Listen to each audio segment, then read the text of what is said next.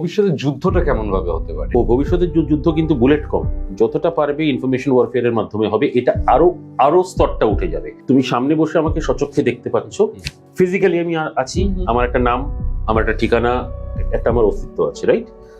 Digitally আমি 21,000 ভাবে আছি, 21,000-এর উপরে। আমি বলতে যেটা আমি কন্ট্রোল করি, কিন্তু সেটা আমার নাম দিয়ে নয়। আগামী দিনগুলোতে এটাতেই আরো টেকনিক্যালি আরো অগ্রসর হয়ে আমার মনে হয় it will be all a mind war first.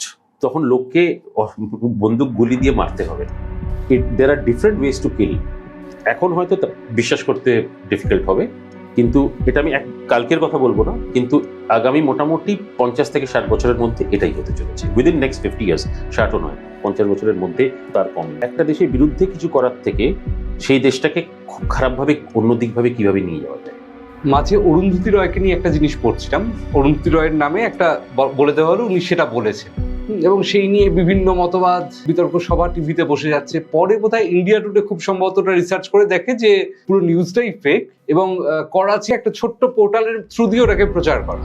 এই যে আমরা আজকে জাজ করছি না সত্যি লোকটা এটা বলেছে কিনা, এবং সেই নিয়ে এত বড় বিতর্ক, মারামারি পর্যন্ত লেগে যাচ্ছে, রায়ট লেগে যাচ্ছে, এই যে জিনিসটা, এটা কি আদৌ প্রিভেন্ট করা সম্ভব, বন্ধ করা সম্ভব? এটা বন্ধ করা সম্ভব না, এটা কন্ট্রোল করা সম্ভব।